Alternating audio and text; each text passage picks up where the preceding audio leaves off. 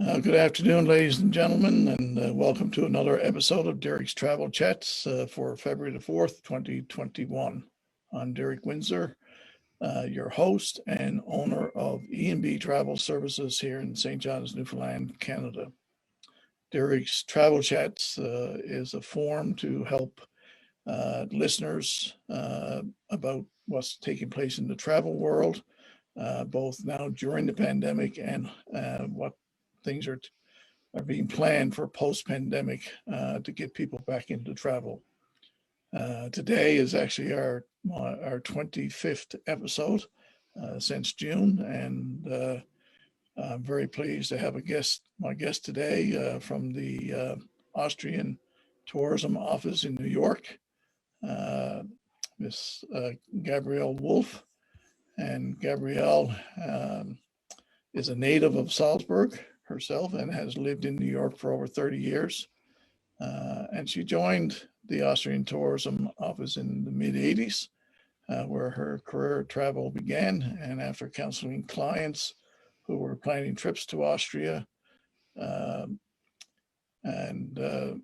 so she's kind of made a career of being in New York and going back and forth and helping people learn more about Austria. And I know I'm certainly really interested in hearing more because, a lot of people associate Austria with the sound of music, and rightly so. It was there in Salzburg, and we're looking forward to hearing about how the sound of music and the tourism in Austria all come together and can give you, the traveler, an experience like no other. So welcome, Gabriele.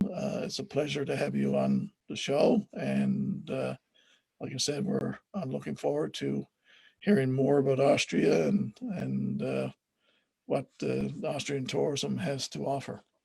Okay, thank you very much, Derek, for inviting us to come on your show, and thank you for all who are listening right now. If you have been to Austria, I hope I will show you today a few new experiences that you have not known about, and you have been there. Maybe I can refresh your memories and can convince you to come again. So Austria right now is on lockdown. We have our COVID regulations have pretty much closed our winter ski resorts for the whole season. We tried to open, it wasn't safe enough. So right now with lockdown, that means people are going only out to get the essential things.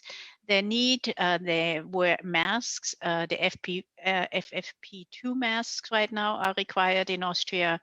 The museums are closed, the hotels are closed. So until February 6th, that lockdown was mandated by the government. If the numbers are okay, then they will open up again. And as the numbers are rising, they will close down again. So we anticipate until enough people are vaccinated that we will staying in that limbo state. Looking at our summer, we had a fairly good summer.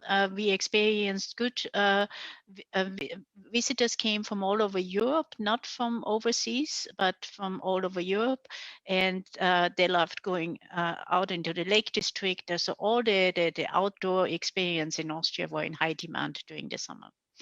So so Tarek, that will be, we have done a lot of testing during that period. We wanted to make sure that everybody stayed safe. The government funded a program for the hotels that got a lot of testing of the employees constantly. So we have gained good experiences from that program.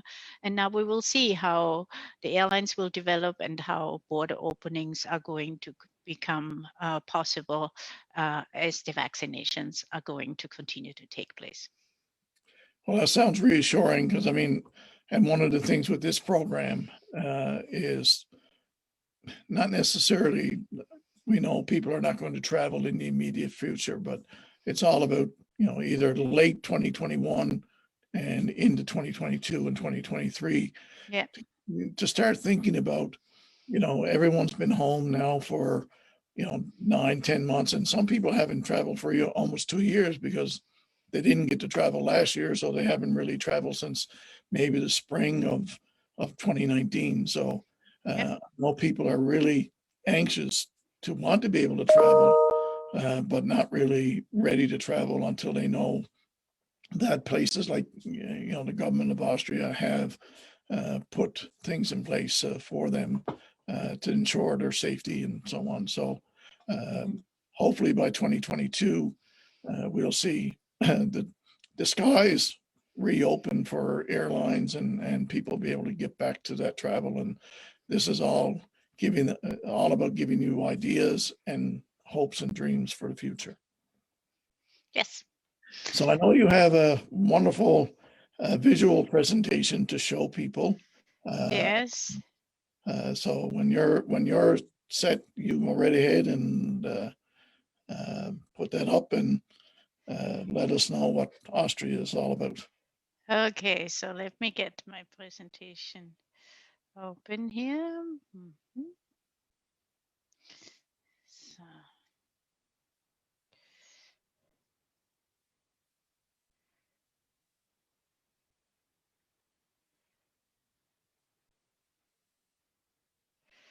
Okay, so here we go. Sharing my screen now. Okay, so can you see it? Yes, it looks wonderful. Yeah. Perfect. So my opening slide is getting right to the heart of Austria. This is a concert hall, Vienna. Austria is a country with wonderful music, great concert hall. A lot of composers have lived in Austria. In 2020, we had an anniversary year that everybody was so excited and looking forward to Beethoven, his 250th birthday, which was not about to come about the way we liked it to, but Austria was celebrating Beethoven nevertheless. So what I would like to do today is show you why we think Austria is possibly the best combination of nature and culture on the planet.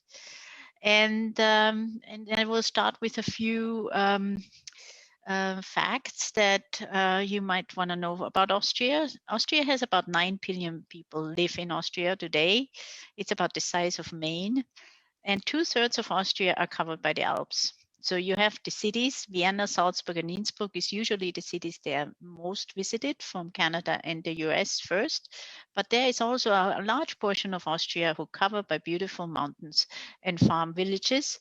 And the government has introduced biodynamic and organic farming principles long time ago, but in the 90s, there were lots of incentives taken. So you will find Austria is the #1 producer when it comes to organic and biodynamic farming. Austrian Airlines is our national carrier. They are flying out of Canada from Montreal and Toronto, and they have an agreement with Lufthansa Group, so you can fly directly into Vienna, or you can also fly to Munich or Zurich, depending on where you want to go in Austria. This is a business class seat on Austrian Airlines. And this is a map of Austria. As you can see, Austria is right in the middle of Europe, and it's surrounded by 8 countries. So, which makes it a really beautiful destination to go from one country to the next. You can stay in Austria and visit many different countries like Slovenia, Italy, Switzerland, Liechtenstein, Germany on up north, then the Czech Republic and Hungary. So I will be taking you today from Vienna to a place called Lower Austria. This is the Danube region. Then we travel down where it says Upper Austria. That's the Lake District, going into the city of Salzburg. Then we have a little dot here without a name. It's Kufstein. It's a small town that I find very charming. From there, we'll be heading to Innsbruck, and then from there to Bregenz. This is Austria's, this is the newest train station we have in Austria. It was a huge project, but Vienna has a new main train station. And this is a train here called the Railjet. It's our fast train. So you can travel from one place to the next anywhere from 2.5 to 3 hours. The cities are very conveniently connected. And the Railjet even connects Prague, Budapest, Vienna, with Salzburg and Munich, and Innsbruck and Zurich. So this is the train you want to take. It has free Wi-Fi on board. We are serving lunch. So it's a very convenient and some sustainable way to travel in Austria. I will start my journey here in Vienna. Vienna right now, there is winter. And as I said, the museums are currently closed, but we hope they are going to open up soon. Vienna was the seat of the Habsburg dynasty, which ruled Austria for 640 years. And much of what you see when you come to Vienna is a culture that dates back to the Habsburg family. This is the inner district of Vienna. This is called the first district. This is where the Imperial Winter Palace is, where the Spanish Riding School is. And then from that forth, there's 22 districts going to the outskirts of Vienna. And so if you want to visit Vienna, everybody tries to stay in these close quarters in the first district. And here, this is my favorite experience in Vienna, the Spanish Riding School. It dates back to the Habsburg. It's 500 years old. And these are the most intelligent horses you will find. And so they are paired with a rider for a whole lifetime. They only are being ridden by one rider, very personal relationship they have. And so there is morning visits you can do to the stable. You can go and see how they train. You can go to the stables, or you can attend a gala performance where the horses will perform to classical music. And here, this is the Kunsthistorische Museum, is the Museum of Fine Arts. This is where the Habsburgs collected their paintings, and this is all of their painting collections in one of these museums. You can go there and have a nice brunch indoor in a beautiful cafe inside, but it's a must-see of all the big masters in art history. This is the Vienna State Opera. The Vienna State Opera performs every day another opera. It's quite a feat. And except for July and August. So if you're going to be there and you can get a ticket, that is something that is quite special. The performances are really great. And and then once a year they have a ball there. So that whole opera is transformed into a stage for a ball, and all the seats are taken out. This would have been taking place this year on February 11th, but will be now need to be postponed to next year. And here you see Belvedere Palace. Prince Eugene owned this palace. It was given to him by Maria Theresa. But the one thing that everybody comes here to see is the famous painting by Gustav Klimt, The Kiss. And when you're in Vienna and you love drinking coffee, I can highly recommend visiting a coffee house. They have about 10 different types of coffee and the cakes that go with them. And if you wanted to go a little bit outside of the city, these are the vineyards around Vienna. There are hiking trails out there. You can walk out and you will find little wine taverns everywhere where you can either taste the fresh wine of the season or some just Viennese wine. Vienna is known for something called gemischter Satz. That's a white wine. And it's a field blend of 12 different grape varietals, all harvested at one time. So that makes Viennese wine quite special. And if you're inclined and maybe have seen Bridgerton and wanted to go dancing at some of those balls, Vienna has about 300 balls every season, social event, different groups of of lawyers and musicians hosting these balls. And so if you wanted to have a special social event to go to, we would invite you to go to a ball and dance the waltz. So I'm taking you now outside of Vienna to a region around Lower Austria. It's our Danube region. You might know this. Many cruises go through this Danube region. It's a very beautiful old stretch. You will see vineyards here. Austrian white wine is growing here, mainly the grape Grüner Veltliner and Riesling. But you can also hike all of those trails. You can go through these wine villages. There is a biking trail that goes through. There are little boat trips you can do. See, here is a biking trail. This is the town of Dürnstein. And this is the most scenic stretch. So if you come to Krems from Vienna, you can take a train there about an hour to get there. You can either bike along this ride or take a little cruise. And you will be surrounded by old abbeys and some ruins, as this is a very ancient part of Austria. And now I'm heading you into the Alps, and I will get you to the Alps here. This is our tallest mountain. So it's about 3,800 meters high, and this is Großglockner High Alpine Road. So if you're traveling by car, you see this really windy road going up all the way. This would be the one you need to take, but not to worry. There's lots of cars on that road most of the time. And so it will be a slow ride up and down. And there are guest houses along the way where you can rest and walk and take little hikes. Here, some more Alps. And this is the Lake District en route from the Danube to Salzburg. It's about an hour away from Salzburg by car or bus. And this is what this looks like. It's probably one of my most favorite regions in Austria because of the combination of the forest. We have about 50% of Austria is forest. So you have villages around the timberline. You have alpine settlements a little further up.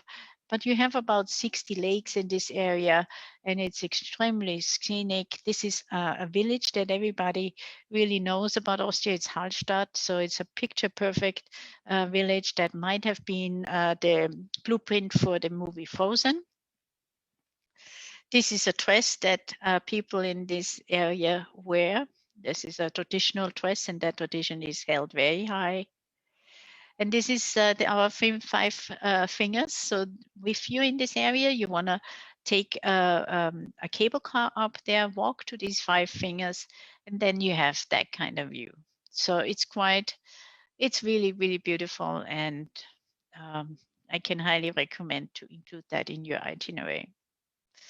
And I was in Lake Louise at some point, and you had that Lake Louise scenic shot. And when I came to Austria, I'm like, this reminded me of Banff and Lake Louise a little bit. If you're in Salzburg itself and you want to see the Lake District, there is a hop on and hop off bus ride that you can take, and it takes you to many, many different places in the Lake District itself. So now we are in my hometown, Salzburg. Lonely Planet said it is #1 city best in travel for 2020. It's an absolutely beautiful, old, historic town. Salzburg has about 69 churches. It's a UNESCO World Heritage Site. You see the mountains in the back. They are very close by. Within 20 minutes, you are in the Alpine region. And the river runs through, so it's a picture perfect book city. And see, it's very close to Munich. In 1.5 hours, you're from Salzburg to Munich, and in 45 minutes, you're in the Lake District. So as you can see here, this is Salzburg. It's surrounded, has city mountains, we call them. You can walk up them. There are trails up there. You can overlook the whole city itself. It's a very, very beautiful thing to do. And it's all within 15 minutes walking. So it's a very easy city to walk in. And here is this cathedral, and these are some of the trails that go up to the mountains. When you're in Salzburg, it's the place for Mozart. So a day with Mozart in Salzburg would be like visiting his museums. He has 2 museums there for him, or a concert at night. And you can take some Mozart chocolate with you as a souvenir. These blue and silver ones are handmade ones, and they were created in Salzburg. And these are the Mozart concerts. There are some of them are very intimate, small concerts, or you have like in January, Mozart had just his birthday. So there's always a concert for a week long. So they come in different shapes and sizes, but definitely listen to a Mozart concert while in Salzburg. Salzburg also has a major festival, a music festival. It took place last year in a smaller fashion, but everybody wanted some culture to take place. And so every year, really, really important people from all over the world, like performers and theater people, come to Austria. And on a normal summer, you have full stages watching theater and music performances. And of course, when you're in Salzburg, you cannot forget to see the Sound of Music. This is a gazebo that's placed a little bit outside of the city. In Hellbrunn Palace, you can see that, or you can stay in Schloss Leopoldskron, which is now a hotel, and you can visit that as well. You can go to on a Salzburg Marionette Theater, have a Sound of Music show, but they also have beautiful performance of classical operas. And there is a Sound of Music bus tour that will take you around Salzburg and outside of in the Lake District to all the places where the movie has been filmed. Or there is also a biking tour called Fräulein Maria, and so that is also an option if you wanted to go biking with your whole family. And something that's the utmost charming in Salzburg is the Advent season, 4 weeks before Christmas. Here is one of the Christmas markets. You have music everywhere. You have, like local people hang out in this market, you can buy ornaments who are all made in Austria itself, and eat good food, and just enjoy that time of year. So Salzburg, the city, is where the red dot is, but you see all these other bigger region is also called Salzburg, Salzburger Land. It's like New York City and New York State. So you can be in a city, but very quickly you are in the mountains, and you could combine a visit, for example, with the salt mines. It's 20 minutes outside of the cities. Salzburg, Salz is salt, and Salzburg is rich because of salt, and that's why a lot of culture happened in Salzburg. Salzburg was not one of the cities where the Habsburg family was dominant, but it was the city for the churches and the archbishops, and came to the bigger part of Austria much later. And was never really ruled by the Habsburg. So salt is a very important part of history in Salzburg. And here you see Europe's largest ice caves. It's about 10 minutes away from the salt mines. So there are guided tours every day. And if you're a special climber, there are special climbing tours offered as well. Fortress Hohenwerfen is one of those spectacular castles you drive by when you travel throughout Austria, and it was used in many movies as a backdrop. So the salt mines, the ice caves, this fortress, it's all about 20 to 30 minutes south of Salzburg. And if you travel further, we have beautiful waterfalls. They're called the Krimmel waterfalls. Are Europe's highest waterfalls, I believe.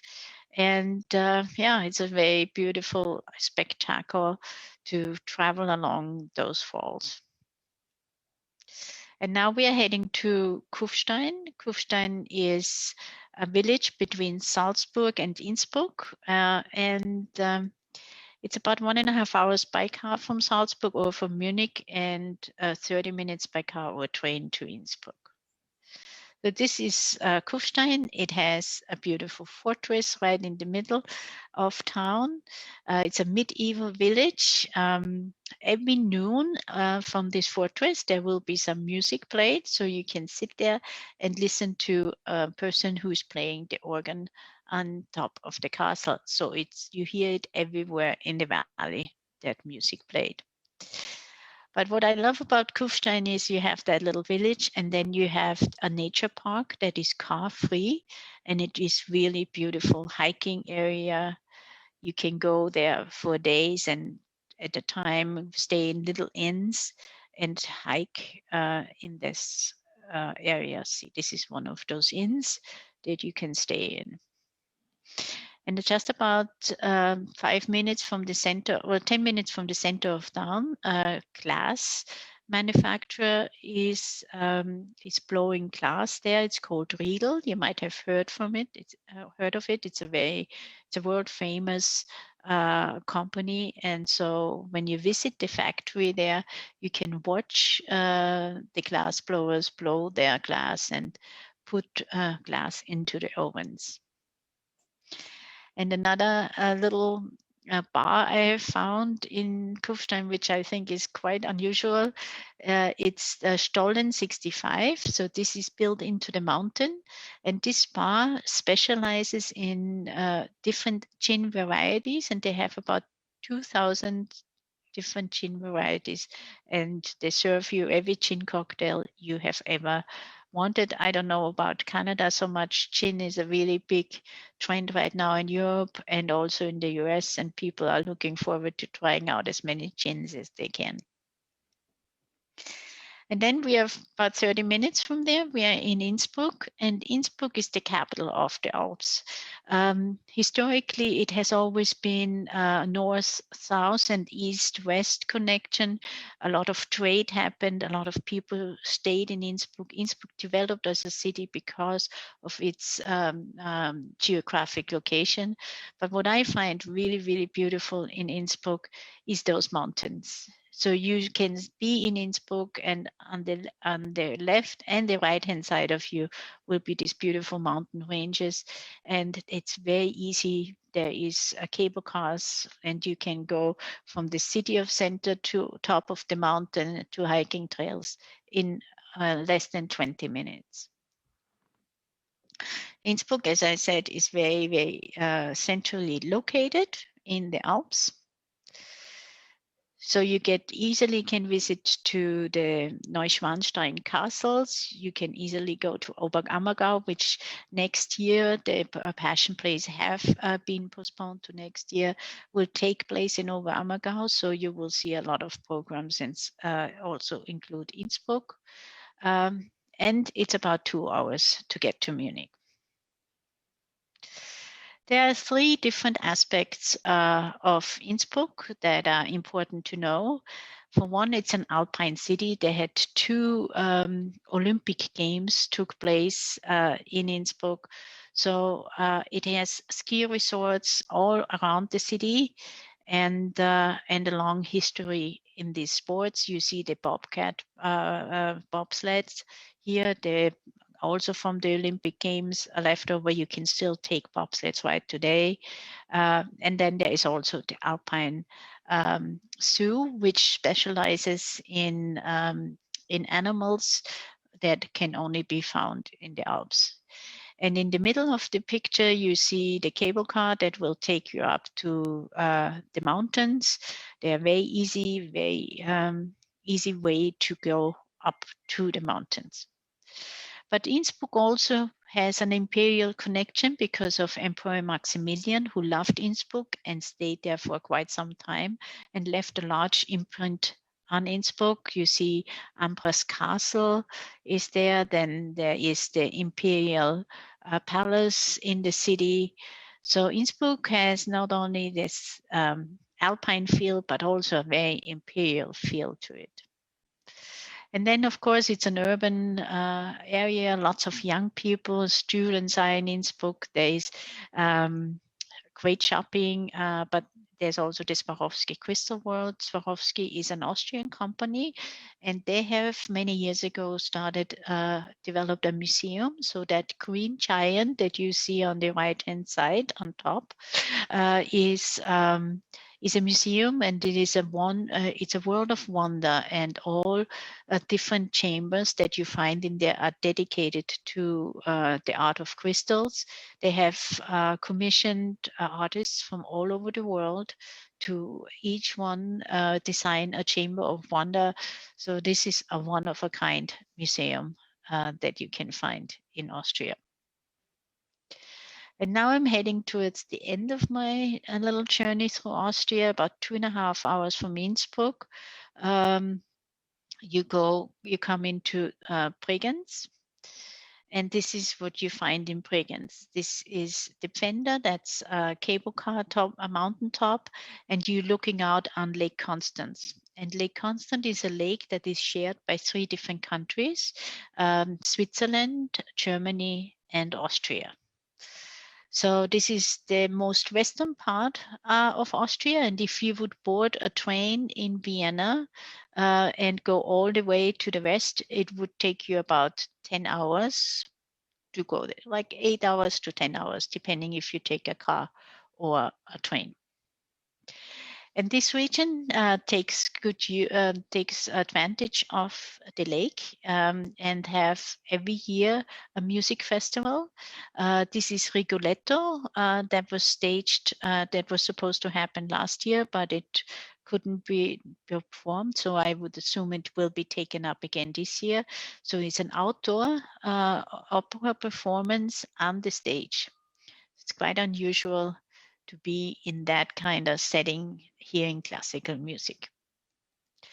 And this whole region, as it is close to Switzerland, it has its own style of architecture. It has these special buildings. And so wood is a really big topic for people in this region.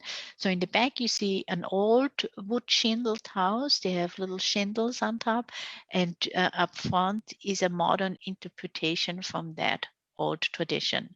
So you will find of lots of architects, artisans in that region that will reimagine their own history in new and modern ways. And there is you will not believe it, this is a bus station. And we had a little village of Krumbach who wanted to just see what different kind of bus stations there could be made. And he started an international competition and just send out and see, we invite architects and artists to create bus stations for our little town. And so here is one of, I think, 7 bus stations, and they all look different, and each one is creative in its own way. So that would be concluding my presentation. You find a lot of itinerary suggestions on things that I have talked about on austria.info at Beauty Secrets. And so this is our website. This is where we will give always ideas of what you can do and in Austria, and why Austria is a special place to visit. So that is now concluding my presentation, and I thank you very much for listening to me. Well, thank you very much, Gabriele. That was fabulous. Some beautiful pictures there. And I can't wait to be able to get over there at some point to visit as well. So are you able to take down your screen there? Okay, so I should stop share. Yeah. Here we go. Okay. All right, there we go. All the technology working back again. Yeah. So what would be an average itinerary, that you would get to see I know you're not going to be able to see everything in one visit unless you're probably there for a month or more, but what would be a good stay in Austria? I think what we usually recommend is 3 to 4 days in Vienna, then 2 days in Salzburg and 2 days in Innsbruck. And then depending on if you wanted to go into the outskirts of the cities or in little villages, you want to add on 1 or 2 nights in each place. But as I said, it's also easy to go into other countries. So I think for a normal itinerary, just to see the cities of Austria with a little bit of the countryside, like you can do the hop on, hop off bus tour, or to a Swarovski trip, a trip to Swarovski in Innsbruck. So I would say about 8 to 9 days for Austria. That will give you a comprehensive overview of most of the highlights I have spoken today about. Okay. And so if someone were looking at a ski vacation in the wintertime, what kind of selection with regard to different ski hills would you have? I guess it would mostly be in the Innsbruck area, would it? Well, it depends. Austria has about 800 different ski resorts. So there are some just outside of Salzburg. So if you want to go to Salzburg and combine, let's say, stay in the city and then go just to 1 or 2 days to a ski resort, you can do that. Or you can go the same day back and forth. That's a possibility. If you go to Innsbruck, you will be staying in the city and you will be bussed into ski areas. They have 5 or 6 different ski areas all around Innsbruck. So you will be taking a bus into these areas and then go back at night into the city. Innsbruck is very good for people or families where not everybody skis, because then, the rest of the family who doesn't ski, they can do something in the city, or they can go to Munich, or they can take little excursions outside of the center. But Tyrol and Vorarlberg, especially all the way to the west, they also have major ski areas. One of them is the Adalberg region, which has the resorts of Lech, Zürs, St. Christoph, and St. Anton. When you go skiing there, then you will want to stay in the resort itself. And so you have a ski in and ski out situation, and you don't have to take a bus to anywhere. So it really depends on what type of skier you are. If someone decides they want to go skiing, and are a novice skier, are there protocols within the ski resorts for allowing people on certain parts of hills and that kind of thing? You mean protocols, COVID-related protocols, or just protocols that how long have you been skiing? Oh, well, this is probably a more dangerous hill than this one, or we recommend that you only go here or there. If it was someone like me, I go to the bunny hill and that would be it. Yeah. Well, the ski slopes are marked by levels of levels of difficulties. So if you always have a ski map with you, that you get one locally, where you see the blue trails are the easiest ones. Then you have the green trails, which are medium sized. And if you're a beginner, you definitely don't want to have a black trail, because these are really the ones which has the most difficult ones marked are black trails. Okay. So I think with that system, it's very easy to find the right place for you to ski. Austria also has an excellent ski school. You can sign up for lessons in the ski school. If you're there in a resort for a week, you would ski with the same group for a whole week, or you can do private lessons. And if you have children and you want them to come to an Austrian ski school, the ski instructors are exquisitely trained, and they can go into a ski kindergarten or a ski school just for children as well. Now, when you first introduced your presentation, you talked about the high-speed train. going back and forth between places. Is there other forms of transportation between cities that, you know, someone is not comfortable on trains or whatever? Is there ground transportation like coaches and that kind of thing that could bring people around?